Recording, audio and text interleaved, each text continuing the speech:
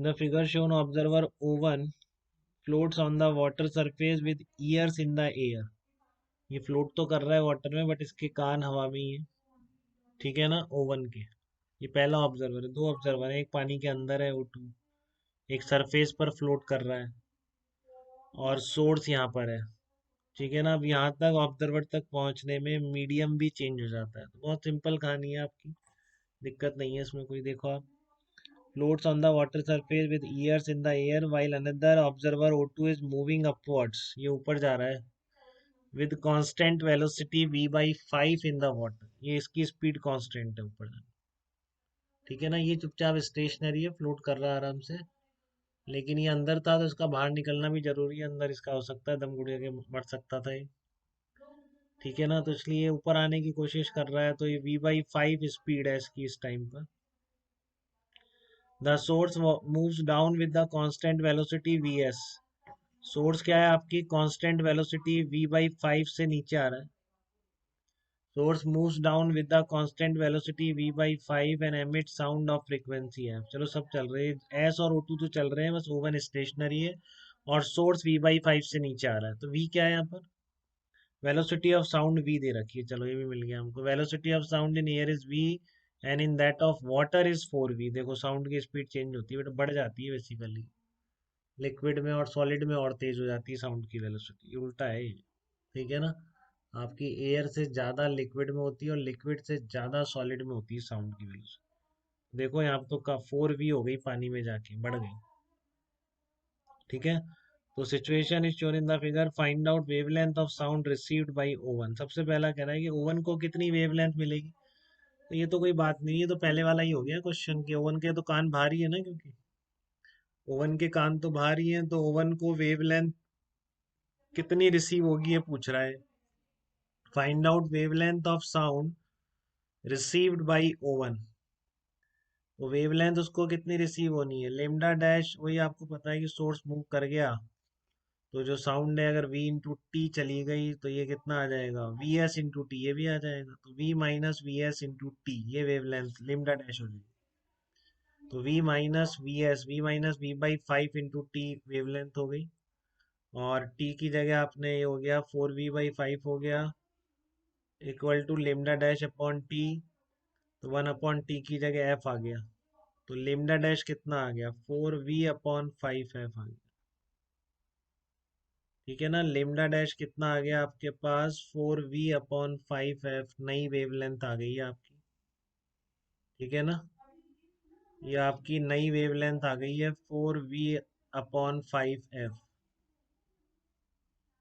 ठीक है, जो इसको लग रहा है ओवन को जो लग रही है वेवलेंथ, देखो इसमें तो दिक्कत नहीं है किसी को, बात क्लियर है। थोड़ा सा करा हुआ भी डाल दिया था आपके लिए इसमें, जो आपको पहले से पता था। अब क्या है कि find out wavelength of sound received by O2। अब O2 कितनी रिसीव कर रहा है ये बात है।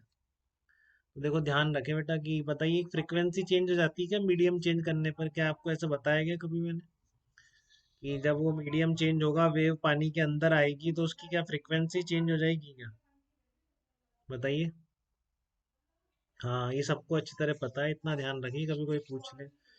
ठीक है ना, मीडियम चेंज करने पर हमने देखा था ना, transmitted wave, reflected wave, transmitted में फ्रीक्वेंसी अनचेंज रखी थी, रिफ्लेक्टेड की भी वही थी, फ्रीक्वेंसी सिर्फ सोर्स पे डिपेंड करती है।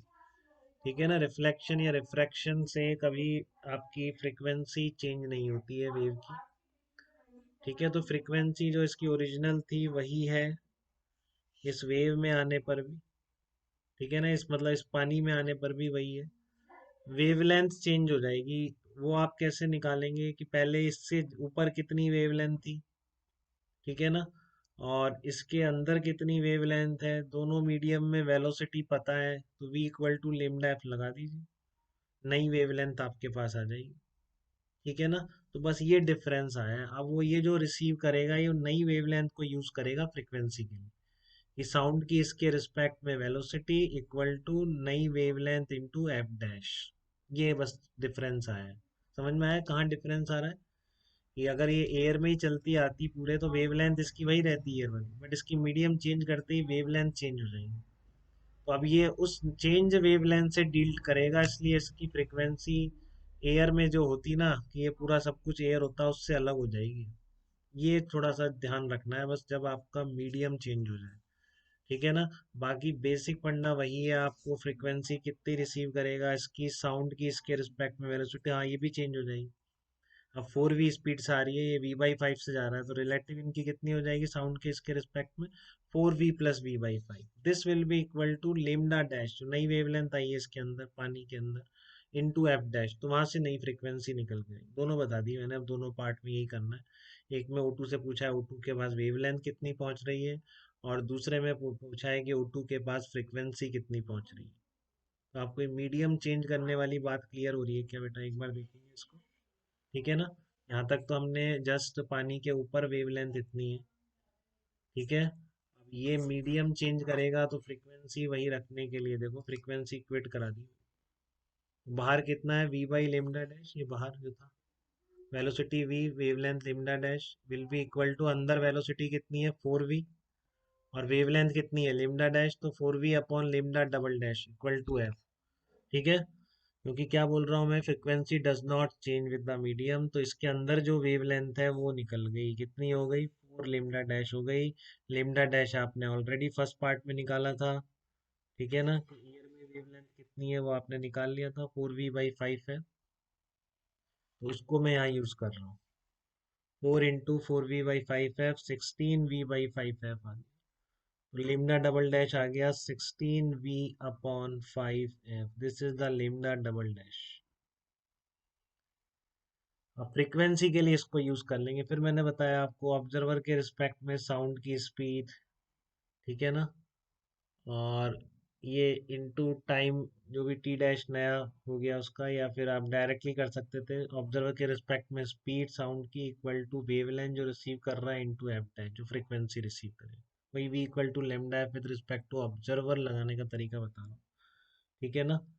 या फिर ऐसे है कि लेमडा डैश को रिसीव करने में कितना टाइम लगेगा, कैसे भी कर लीजिए, सब बता दिया मैंने आपको, ठीक है। तो यहाँ से आपको एक नई फ्रीक्वेंसी मिल जाएगी, तो इस तरह मीडियम अगर चेंज हो जाएगा तब भी आप डॉपलर इफेक्ट बहुत सक्सेसफुली अप्लाई कर सकते हैं बिना किसी भी दिक्कत के।